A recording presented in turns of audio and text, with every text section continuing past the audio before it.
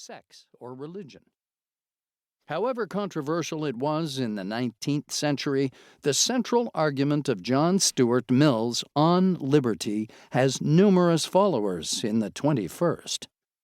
In his great and inspiring essay, Mill insisted that, as a rule, government may not legitimately coerce people if its goal is to protect them from themselves. In a defining passage, Mill contended that, quote, "The only purpose for which power may be rightfully exercised over any member of a civilized community against his will is to prevent harm to others. His own good, either physical or mental, is not a sufficient warrant.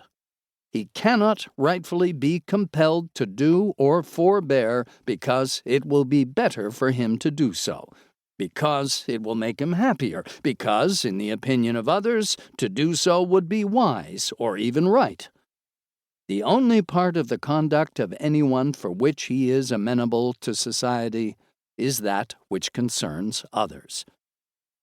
In the part which merely concerns himself, his independence is, of right, absolute. Over himself, over his own body and mind, the individual is sovereign." Unquote. This, then, is Mill's harm principle, sometimes called the liberty principle. Unless there is harm to others, the government cannot exercise power over people. The idea of consumer sovereignty, central to modern economics and much political debate, is a close cousin to the harm principle.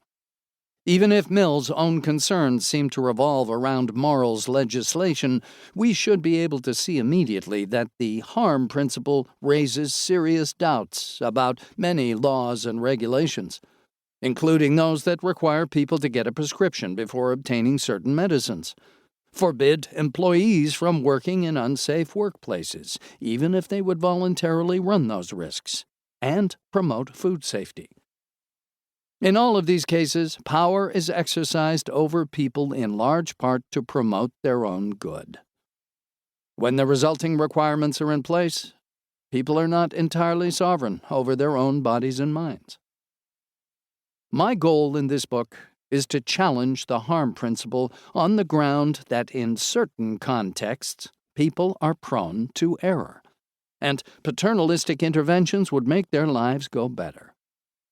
In these circumstances, there is a strong and emphatically moral argument on behalf of paternalism. I will also suggest that important influences on our behavior, in grave tension with the harm principle, are essentially inevitable, and to that extent, the principle cannot get off the ground. As we shall see, the harm principle would rule out many sensible practices that are now in effect, and it would forbid many potentially beneficial reforms. Of course, it is exceedingly important to limit the power of government, and of course individuals often know best. Adults should not be treated like children. On those scores, Mill still has a great deal to teach us. But since his time, we have learned a lot that he did not and could not know, especially about human error. And what we have learned cuts at some of the foundations of the harm principle. In the United States, Europe, and elsewhere, many people endorse the harm principle. They regard national nannies as annoying meddlers at best, and perhaps as tyrants. In every recent period, democratic nations have engaged in both theoretical and practical disputes about the legitimate boundaries of paternalism. Currently, there are heated controversies over measures meant to reduce smoking and to increase exercise, and also over the food police, allegedly responsible for recent efforts to reduce the risks associated with obesity and unhealthful eating.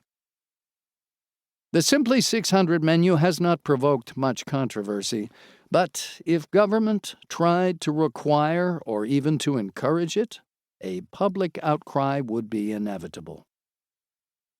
In the United States, public debates have erupted over apparently sensible and life-saving laws requiring people to buckle their seatbelts or to wear helmets while riding motorcycles. Many people